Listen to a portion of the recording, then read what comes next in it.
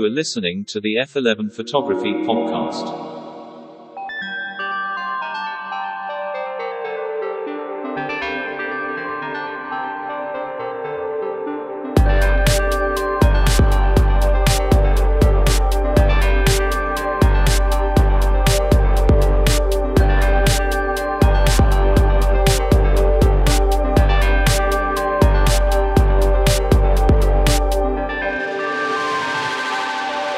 To the chasers of light, to the purveyors of pictures, to all of you listening from around this round world, which is not flat, this is the F11 Photography Podcast.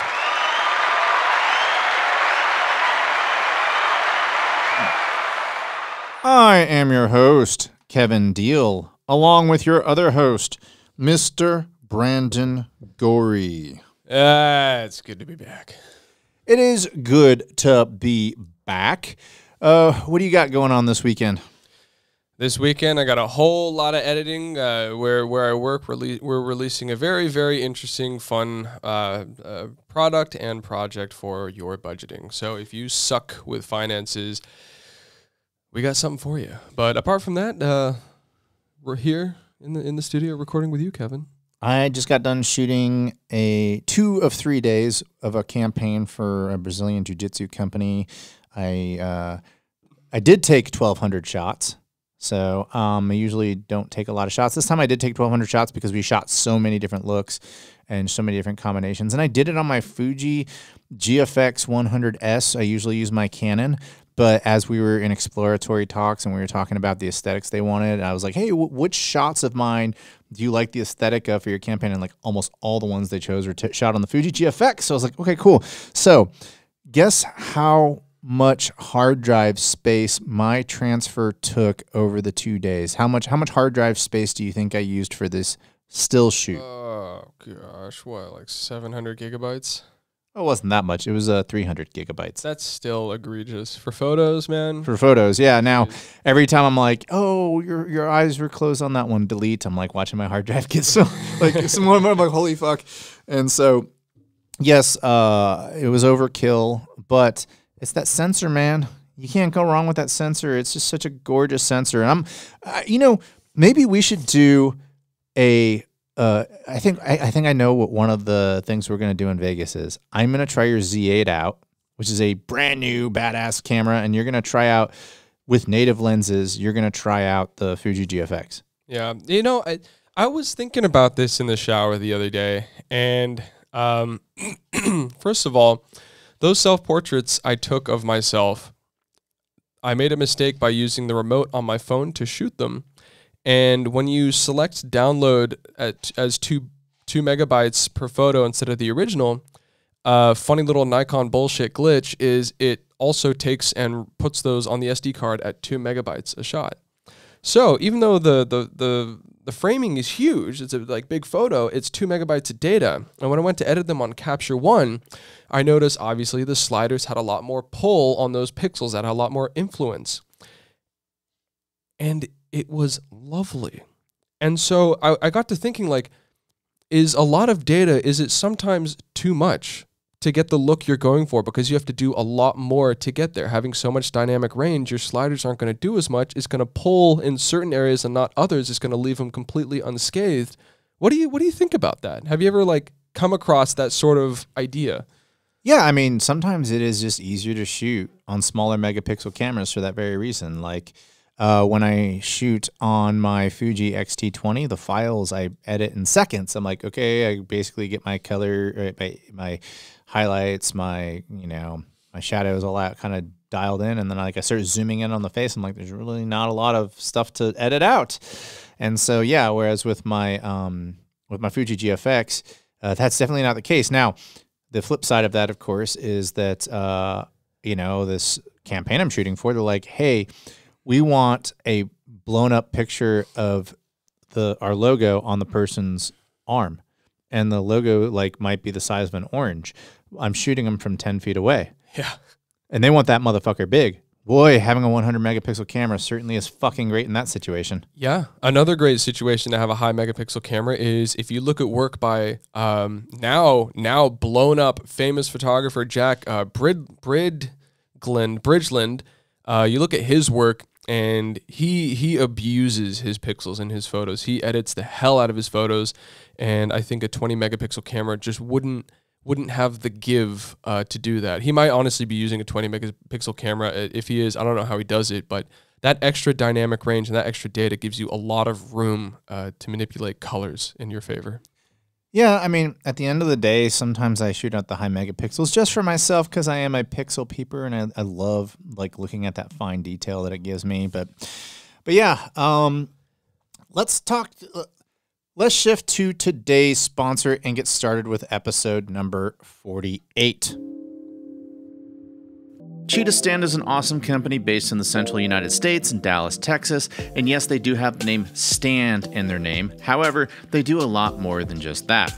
They sell modifiers, from softboxes to beauty dishes to magnum reflectors and more. They sell lights from both Stella Pro and Godox. They're also an authorized Godox repair center. Yes, that's right, they offer warranty repair services for Godox, which up until recently was kind of an issue. And yes, as their name suggests, they also do sell stands. I'm a huge fan of their C stands. You simply pick them up and the legs fold. You put them down and the legs come out. They're robust and they come in 8-foot, 10-foot, and 12-foot varieties. I'm also a huge fan of their rolling boom stands, which has become a staple for my studio work. Right now, Cheetah Stand is offering fast, free shipping for orders over $100, and they're also offering heavily discounted lighting packages that include lights, stands, and modifiers. One of those packages is a Godox 8300 Pro, a Cheetah C10 stand, as well as a Cheetah QSB 34 softbox. When you add up all those products on the website, it comes out to about $800, but right now they are discounting that package to $649. For video makers, Cheetah Stand is also offering the Godox ML60BI, a Cheetah Stand C10, and a Lantern softbox, which should total out to about $550, but right now they're offering it for sale for $399. I put links to both those deals in the description of this pod, and they also have other deals there as well.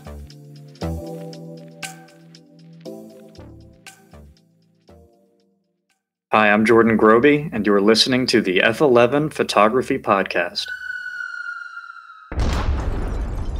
All right, we are back, and we are going to start episode 48, and I have to give credits to my mother for this idea because she texted me yesterday and was like, you guys should do a Christmas list. Yeah. And I was like, okay, I'll do a Christmas list, and that, of course, sparked another idea for another episode I want to do at the new year, which is what do we want to see the camera industry introduce in 2024? We'll do a list. Lists always do well. When I go look at my YouTube analytics, I'll have a YouTube video where it's like my top 5 Canon RF lenses. Those always do better. The top 5, top 10 lists and all that. Today we're just going to do 3. So it's going to be a shorter episode. Today we're going to do our top 3 things that we want for Christmas in 2023.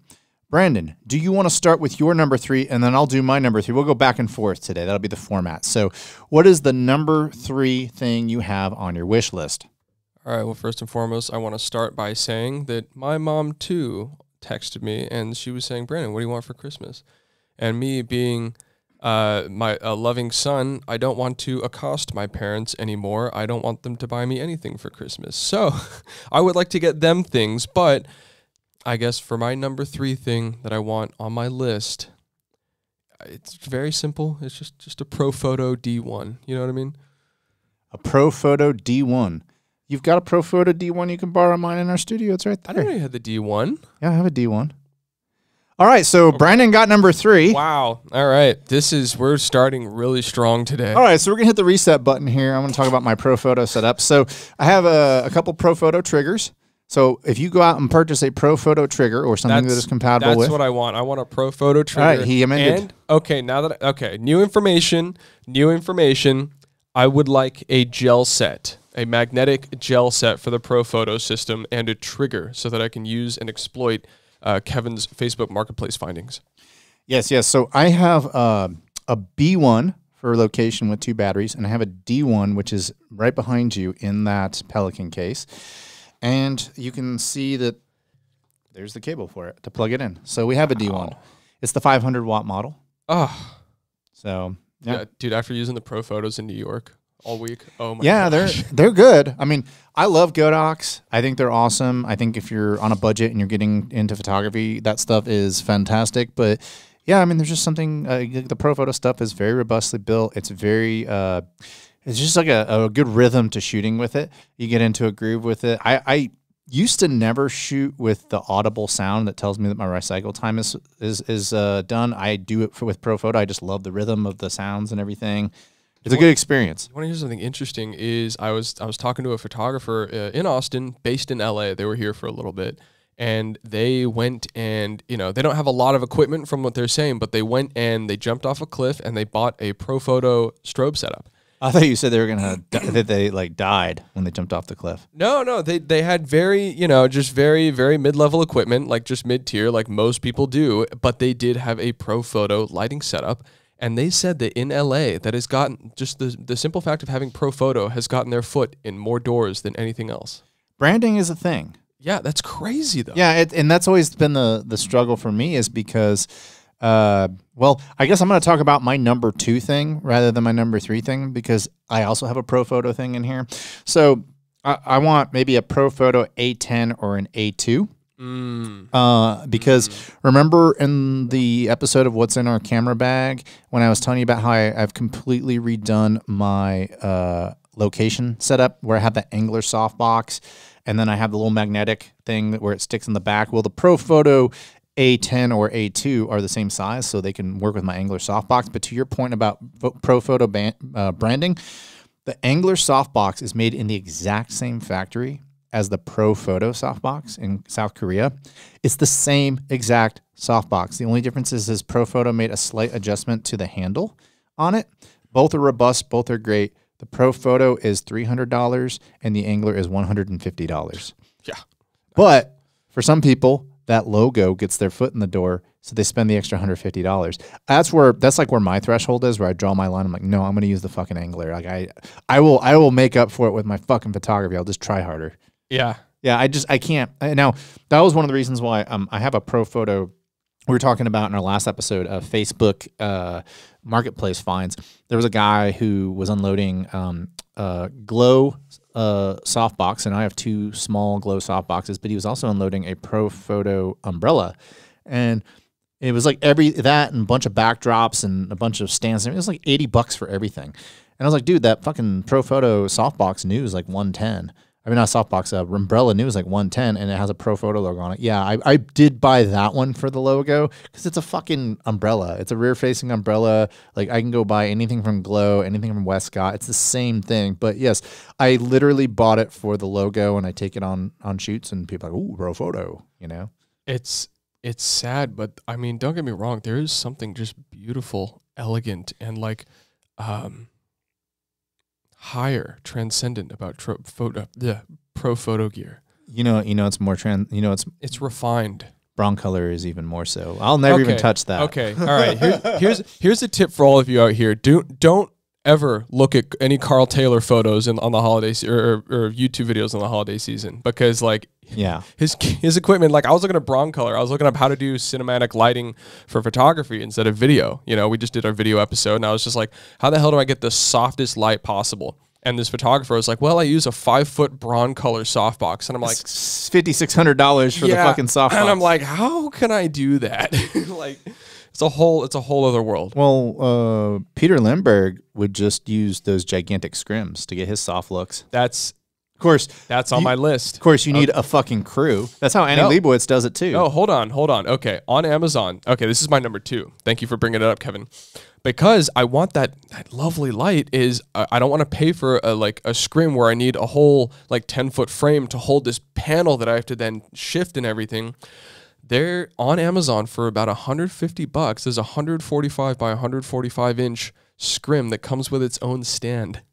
How amazing is that? Who makes it? Is it Glow? Is it somebody like that? I think it's Godox. It's probably Godox. Godox tends to make cheaper stuff. I'm gonna butter them up at the fucking WPPI show for free shit. So I can't wait to use this scrim, dude. Godox is bait and switch though. on my YouTube stuff. They'll be like, "Oh, we'll give you a scrim," and then like when you go, "Cool, I'll do a review on a scrim," like, just kidding. We're gonna give you like this $70 LED light. It's like, fuck you, dude. I think the scrim is like the way to elevate. Okay. Well, I mean, have you ever looked up the Peter Lindbergh, like his 4 scrim setup that he does? He like basically builds a tent. So like Peter Lindbergh will build out this huge tent around like all these beautiful shots. Like there's one behind the scenes of Kate Winslet on a beach. So type in like Peter Lindbergh, Kate Winslet on a beach. I think it was like 2019, right before he passed away. And you'll see his lighting setup, and he just builds this gigantic tent of scrims around her, and it's just like this. It's the most. It's like it's Peter Lindbergh lighting. When you look at Peter Lindbergh, you're like, why is the lighting on this monochrome shit like so immaculate and transcendent? It's because he has assistants doing. That's why Annie Leibovitz, when you look at her stuff, you're like, oh my god, her lighting looks so amazing. Like the way it's smooth. It's like, yeah, because there's gigantic fucking scrims and a team of 7 people who are helping her build it. She just goes up there with her little GFX and is like, click, like. Oh, there we go. Now pay me, Vogue. Yeah, I decided to take 3 photos that day, and you know, like I was paid a sum of $45,000. So we've gone through 2 of yours. You said ProPhoto D1, which has been amended because you can borrow mine whenever you want. So now you just need to go out and buy a ProPhoto trigger. But which ProPhoto trigger are you going to buy? So they make the least expensive one. Well, the least expensive one has some. The least expensive one may be too minimalist for you, and this is a guy who gets off when he sees 3,000 PSI walls. But let me explain to you. So the ProPhoto makes 3 levels of triggers right now. One of them it's actually 2 now because one's getting discontinued. So I would say get a used version of the Air TTL remote, which is what I have for Canon. It's kind of like the Godox one that you own that has like that 45-degree angle, and you see your screens and all that. That's what you probably want to get. They make one that's $200. It's the ProPhoto Connect. It's literally a little hockey puck with no screen, no buttons. It just has a 3-way switch for off, auto, which is TTL, and my D1 is so old it's not TTL, so you can't even use it for that. And then it has manual. So as long as you're okay controlling everything from the light and it's not too tall, you could get away with that $200 remote. Your way around it, if the light is super high, is that you have an app on your phone and you can control the light from the app on your phone. If you're cool with all of that, then you can go with the $200 trigger. If that is kind of a pain in the ass for you, then you should get the Air TTL remote used, which you can probably get it for $200, or you can get their Connect Pro, which is like $400 fucking dollars. It's huge. I don't like it. It's like this fucking big. It's pretty heavy. I don't like heavy things on top of my camera. So I own both the Air TTL and I own the smaller Hockey Puck Connect. And I want to tell you why I bought the smaller Hockey Puck Connect. I actually put out a video on it on YouTube last week. It has total shit engagement because I guess nobody can afford ProPhoto. Yeah, but. Yeah. It didn't do well. The algorithm didn't push it. Whatever. I don't give a shit. But I decided to make the video anyway because some videos are slow burns that take off later. So I only use the ProPhoto Connect for one reason, and I have both Fuji and Canon versions of it. I use it for on-location situations where I use one light and the sun. And I want a very low profile. I want a very small bag. I don't want a bunch of shit around. That's what I use that for. If I'm doing a studio session, I use the Air TTL remote. And so I would recommend that if you do want to go the ProPhoto route, at all times, you have a B1 in that bag with 2 batteries and a D1 you can borrow of mine. So you have a 2-light setup. And then, of course, you can take any other lights, the Godox lights, your lights, and just put them on a radio receiver, right. And you can use a 3rd light. Or if I'm around, I also have a B10 that you can use. So I have a 3 ProPhoto light setup. That's insane. Yeah. But thankfully, I got most of it for cheap. But anyway, I wanted to explain the remote situation so you can take that into consideration and ask your imaginary Santa Claus for a remote. Well, what about you? What's your number? Did you already say your 3? I did my 2, and you've done your 3 and your 2. Yeah. What's your 3? Let's back. So my 3 is. I'm undecided on 3 because I'm weighing it one way or another. So I built this list as something I want, because like when I want something, I just go out and I buy it. Like I don't want people to buy me shit either. Like, you know what I asked for Christmas? I want a Tottenham jersey. I want a away Tottenham jersey for 2023. It's like $60, maybe it's $100. I don't know. That's what I want for Christmas. If anybody gives me anything more than that, I'm like, cool, awesome. But the things I want always have commas on the price tag. They're too fucking expensive, and I would never ask somebody to get them for me because I'm not that way. But the things that I want. So the A10 that I talked about, that Pro Photo, is like $1,100. The A2 is $1,000. And now let's talk about the number three thing that I want. It's one of two lenses. We talked about it in the last episode, the 70-200 f2.8. I would love to have a 70-200 f2.8 because it's a very versatile lens, but it's almost $3,000. And 2.8, well, that's a good maximum aperture. I have a 1.8 135, so that's 2 1/3 stop brighter. I have a 28-70 f2, which is brighter. And now something that completely throws a wrench in all of this for me is that Canon just announced a 24-105 f2.8. That's fucking cool. Now, it's a little large. It's like the same size as my 28-70. It's like a 3.5-4 pound lens. It's just longer. So it's basically like a 70-200. It's the same size as a 70-200, but I don't really go beyond 105 a lot unless I'm at an event. And then I have my 135 for that. It's tried and true. It's proven. It's getting the job done. So, I mean, since I'm spending somebody else's money here, I guess I would probably opt for the 24-105. It's a couple $100 more than the 70-200. Eventually, one day I'd love to have them both, but those are definitely wants and not needs. As I expand my journey more into video, as I'm getting more into video, I think that the 24-105 2.8 is a more practical lens for that, especially since I was telling you they have those built-in threads on there where you can put a motor on there. I mean, they actually designed it. So when they announced 24-105 2.8, like all camera companies have a 24-105 f4 that for full frame. That's like your travel lens, your kit lens. And so when they announced that they're coming out with a 24-105 2.8, everyone's like, oh, it's going to be like a 24-105, but it's just going to be a 2.8 instead of an f4. Well, no, Canon put all this extra tech in there that if the reason that you want to buy this lens is just to have an extra stop of light, you're paying for a bunch of shit you're never going to use unless you're a videographer. There's a bunch of stuff in there that's video based. They even have, for the first time ever on a Canon non-cinema lens, they actually have an aperture ring on the back that can only be used in video use. I mean, it's literally a ring that's only designed for video use for varying the aperture. It still has the control ring, the programmable control ring on the front, but you can't even use that aperture ring for photos, which tells me that Canon made this for video. So maybe they'll come out with a cheaper 2.8 version down the road that doesn't have all the video shit in it, and then maybe it'll be $500-600 less. But this is becoming much more of an appealing lens to me for video. So that would be my number three thing that I want. But coming up, we are going to talk about our number one choice for our Christmas gifts. Hi, this is Chris Woodman, and you're listening to the F11 Photography Podcast. All right, we are back, and we are having fun.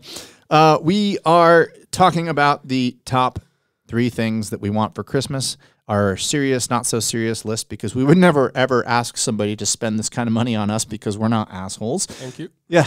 But since it's a fun list, it is things that would be fun to have that, are just things that we can imagine maybe getting one day.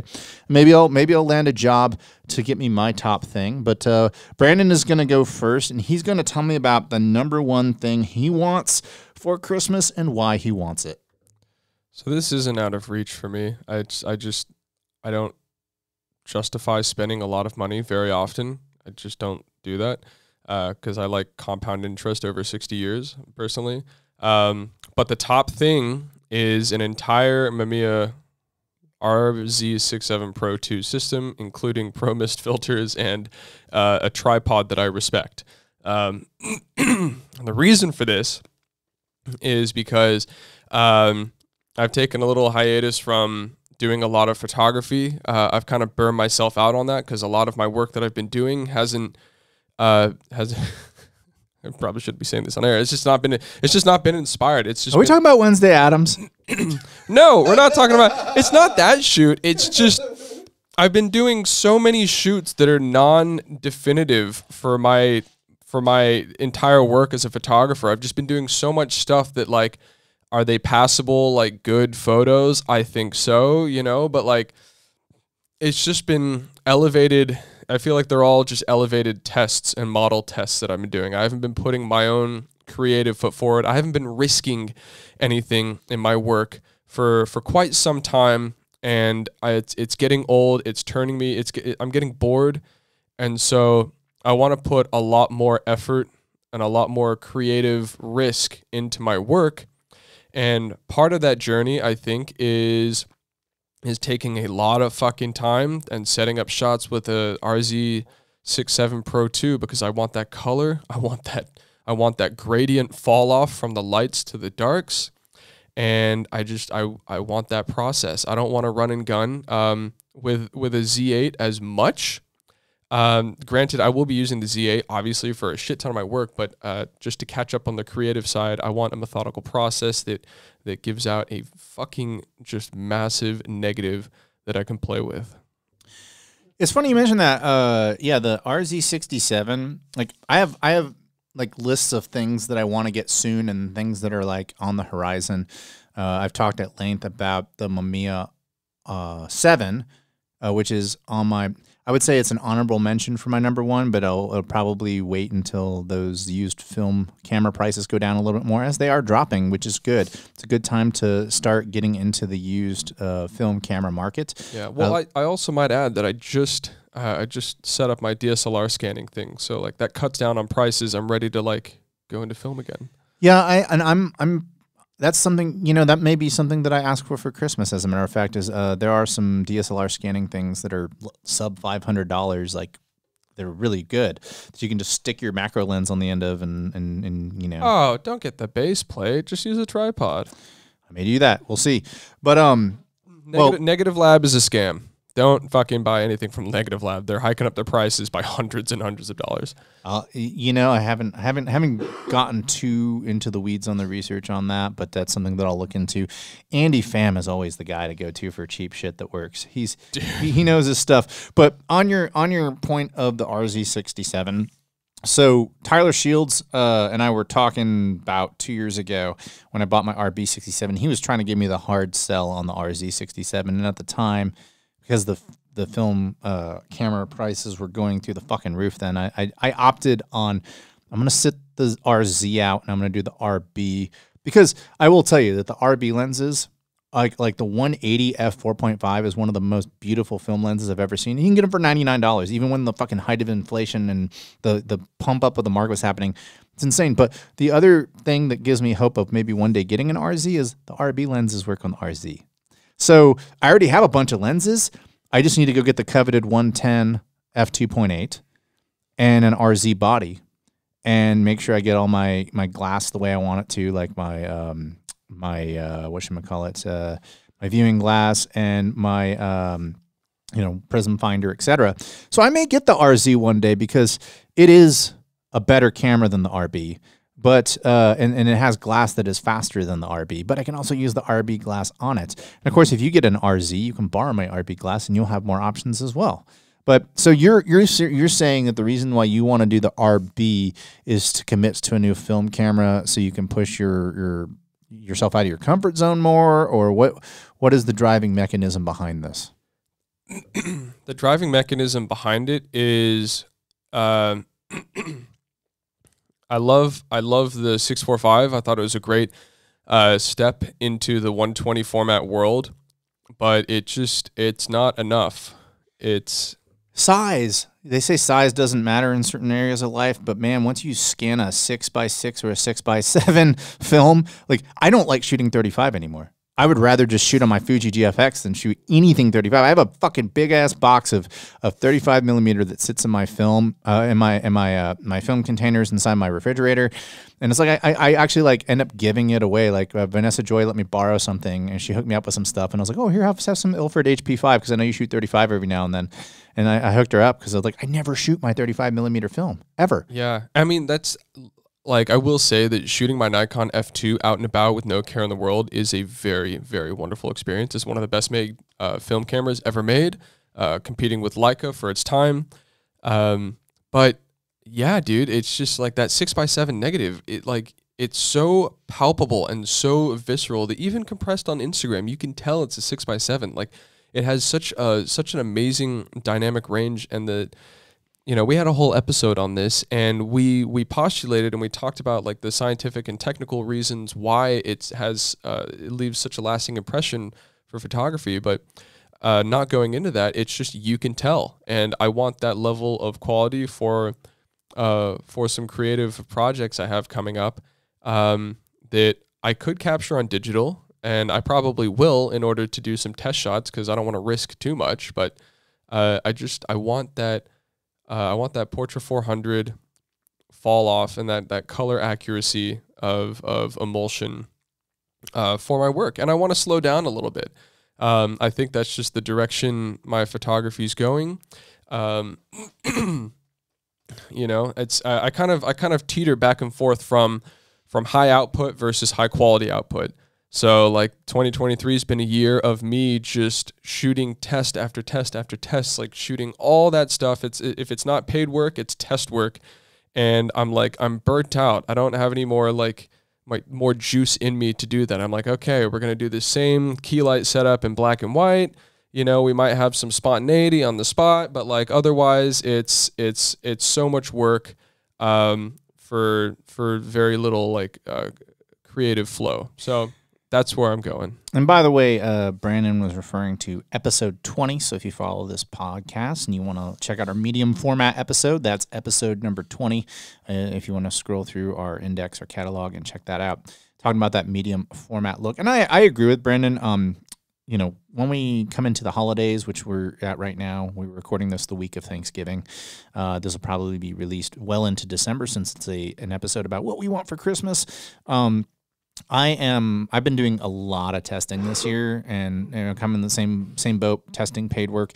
I am actually doing a shoot on Tuesday, and then I have 1 or 2 shoots scheduled the entire month of December, and I'm actually planning on shutting it down a little bit and focusing on YouTube stuff for the entire month of December, just so I can hit the ground running with a ton of videos. Come January 1st, I'm actually doing all my Fuji GFX lens reviews. I'm then just gonna film that all December.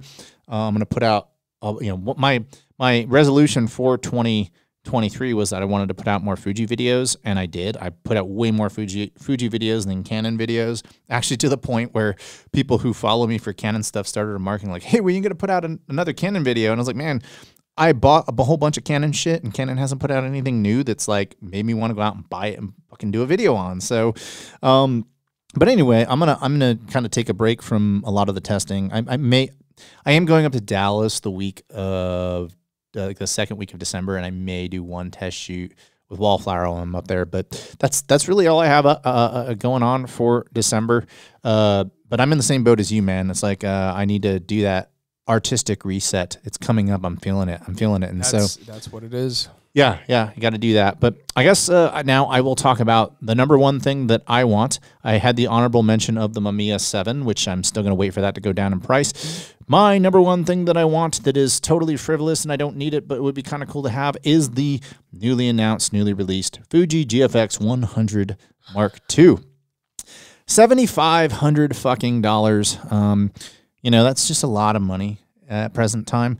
Maybe if I have some really crazy job land in my lap and I put all my money away from retirement on it and I just have enough money left over to where I could do it, I might be able to pull the trigger on it. But like I said, they've added a whole bunch of features I'm not going to use, the video features, but the autofocus apparently is so much better on it. And you'll use the 100S unless some magical thing happens between now and March. You'll use my 100S on the swap episode we do. And you'll see that the autofocus leaves a lot to be desired, and that there are points in time where you're like, I'm just going to throw this into manual focus because it's not that the autofocus system is slow. It's the physics behind the motors for the larger lenses, because they're 1.6, they're 40% larger basically, or 60% larger.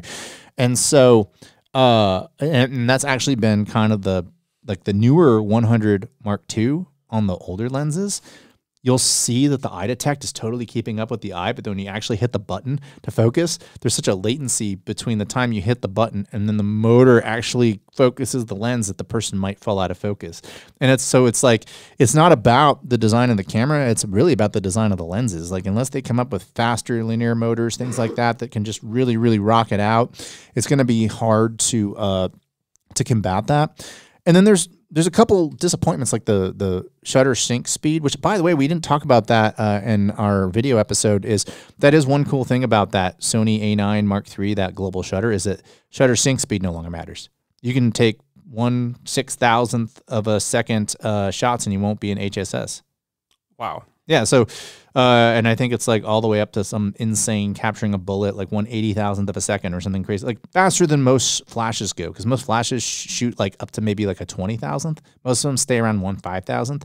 So the shutter sync speed doesn't matter anymore. That's kind of cool. But going back to shutter sync speed on the Fuji GFX 102, 1/125th of a second. That is fucking slow. Jeez. Still, and the 100S is the same way. And the reason why is just it's so... Like it's physics. It would be really difficult for them to get it to 1/160th or 1/200th. But the problem with that is, so I was shooting for that. I was shooting for that Brazilian jiu-jitsu campaign that I was doing for that company, and I had to have the lights on because I have a set with a bunch of people running around. It's dangerous because when it's just me and a model, I'll turn off all the lights and I'll have my modeling lamps on, and I'll get into the lighting and I'll be like moving things around. I can't do that on a professional set like this. It's too dangerous. I have that gigantic stand with those big toes that stick out. You'll break your ankles on if you don't see it. So like, I can't do it. It's a safety hazard.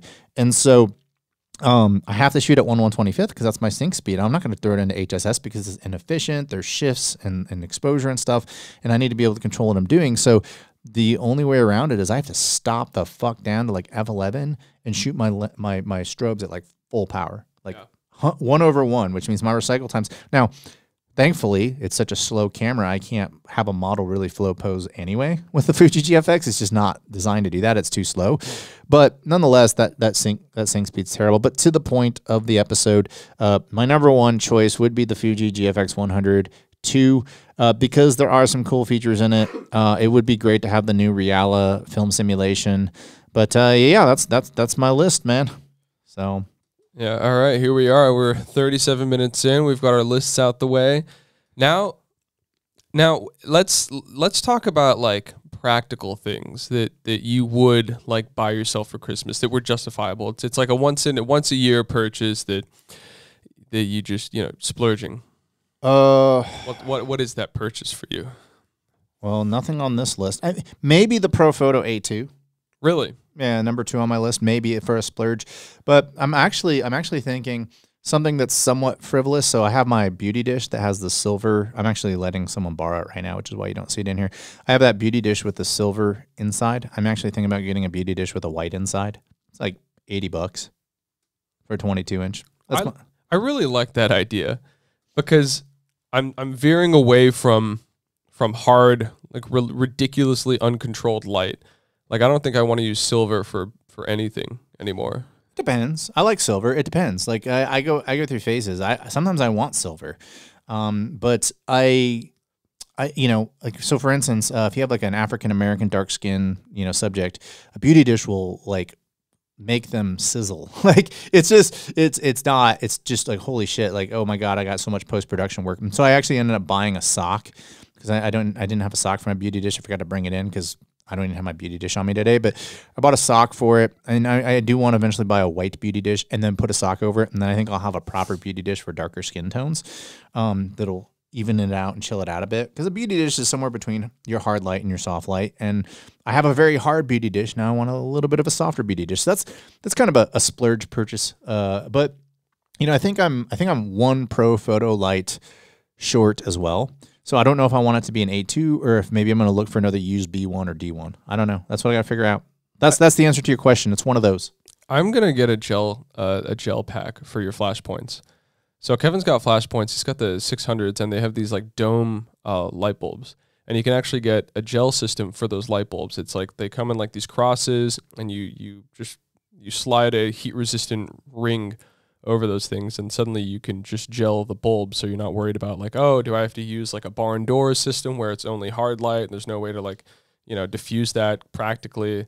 Like instead you can just diffuse the soft light. Yeah, that's something that it was on my Gel the like soft light. that was something that was on my list of things that I might buy one day, and then now that I'm over on ProPhoto, like you know, that's another thing. To answer your question, I may make a bigger investment in ProPhoto speed rings, so I can convert some of my already awesome modifiers to ProPhoto without having to buy new modifiers altogether. Is I can just take the Bowen speed ring out and put this in.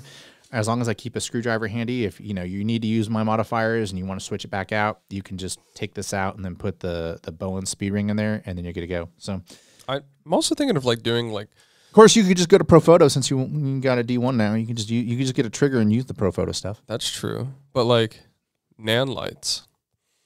You know, I'd be interested in grabbing like some nan lights, which are like full spectrum RGB, very powerful, long battery life. Mostly used for videography, but like you get your lighting set up in the right way, you can take some pretty cool shots. Yeah, I would like to see PhotoDiox make a RGB Warrior, because the Warrior is a kick-ass light. I just put up my review on that yesterday, and wait, that wasn't the one where the cord had an issue, right? No, we won't say that one on air, but no, it was not PhotoDiox. I would say for the record that their light is awesome. As a matter of fact, they use nitric connectors and everything. Their lights are very robust and very badass. They do not cut corners on their lights. So shout out to PhotoDiox, who also sponsors this pod. So well, okay, saying that, like if I do end up getting an RZ67 Pro 2, I'm probably going to use that light. Like, I don't know. Do you find it easier? Because there was a time where it was a lot easier for me to be creative with continuous light. And there's some part of me, I don't know if it's YouTube or just the photographer community or just how I feel about photography, but like there's a part of me that just thinks that taking photos with continuous light is like taboo in some way. Like, what do you think about that? Well, to me, it's not that it's taboo. It's that I just can't get my settings where I want. Now, I will say so this PhotoDiox continuous Warrior light that gets 300 watts at full power with a softbox at about 2 meters away, so about 6 feet away.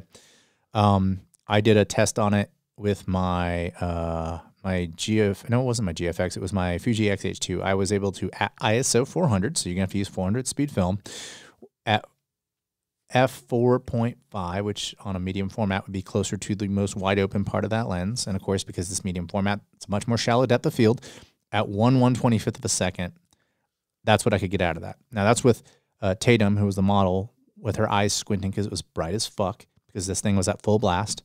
That's 300 watts. So unless you're shooting, if you're shooting 400 speed, wide open, 1/125th, the model's not moving around, yes, you can shoot continuous light with your camera. And of course, this is bicolor, so you can dial in your color temperature however you see fit, which is great. But it's bright. It's super bright. It'll hurt your eyes.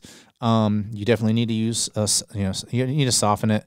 But yeah, that's something to keep in mind is, you're going to have to shoot 400 or 800. If you're going to shoot 100, like, you have to shoot at f2.8 or f2. Like, I'd only be shooting 400 with it. Yeah. Pushing to 400 at least. Yeah. So something to keep in mind there. Strobes are still king. That's why you have modeling lamps. So you get a good modeling lamp and you still use a strobe. Dude, I don't get great results with the modeling lamps because it doesn't show me as much as I'd like to be shown. That's one of the things that's nice about ProPhoto, though, is their modeling lamps are pretty fucking good, especially the newer ones, the B10. Like my B10 modeling lamp, like you can actually, my modeling lamp on my B10 is so bright you can use it as a video light for about an hour, like the internal battery. So that's insane. And then you can dial in the color temperature on there as well. So. Did you say that was the D1?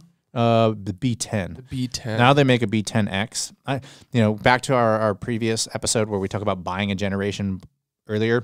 ProPhoto made a B10 in like 2019, and then like I think a year ago they came out with the B10X, which is just a little faster recycle time, but it's like a much more expensive light. It's like a $2,200 light. I found the B10 on clearance for $1,300. So I spent $800 less on it by getting the previous generation by sacrificing a half a second of recycle time, and like that's really all I gave up. I'm like, I don't care. Yeah, I'll tell you what, like a lot that's on the prop or sorry, I just gave away a lot that's on like the Christmas list in the coming years is like props.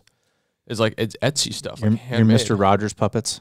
Yeah, those guys. Like I'm buying some chainmail soon. Some vintage frozen bread from the Soviet Union in the early 1990s with mold all over it? Dude, when I went to Chernobyl, they didn't let us go inside the buildings to shoot. I wonder why. Yeah, well, no, it's not radioactive. We had some schmuck from the administration. Paint's all lead too. Yeah, but I mean that's all well and good. It doesn't matter. Like asbestos everywhere. Yeah, that's most of Eastern Europe, bro. You could walk around in like Kyrgyzstan, and I'm sure you're picking something up. But like, no, they didn't let us go inside to shoot, and that would have been a great backdrop. But oh yeah, that would have been amazing. But no, I think props are going to be a large part of this coming year. Buying very specific props. I think I want to get into canvassing and making my own backdrops more so, having a little bit more control of the set, because as Cinemaker Space has afforded you and I such a lot of freedom in the studio space. Like I kind of want to take it that step further and make things that are more akin to what's in my head than, okay, how do I make, a white backdrop work for the umpteenth time. I do hope that the studio across the way opens up for us, because that would give us a place to store our props. It'll give us a bigger space to shoot a video, shoot our videos and everything, because it's going to be kind of tight in here come the first of the year. But I did talk to them and threw our name in the hat. I said, hey, we want it if it ever opens. Just make sure it's like very active interest. So anyway, well, that's our list for the day, for the year, I should say, for Christmas. And we will be airing this right around Christmas, and it may be our last one of the year. We'll see. We may do one between Christmas and New Year's. But if this is airing as our closest pod to Christmas, we wish you all whatever the fuck you celebrate, politically correct, Kwanzaa, whatever. I don't give a shit. Hey, Merry Kwanzaa. Yes, a Merry Christmas and a Happy New Year.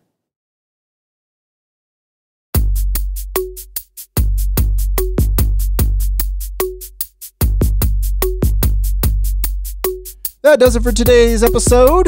It started raining and I lost track of what I was doing. I heard some rain on the top of the building, but thank each and every one of you for listening to today's episode. You can catch us at f11pod.com or use the handle F11 on all major social media platforms. I hope you have a wonderful holiday season. We hope you have a wonderful holiday season, whatever it is that you celebrate. And when you celebrate, all you photographers and videographers, until next time, chase light and not algorithms.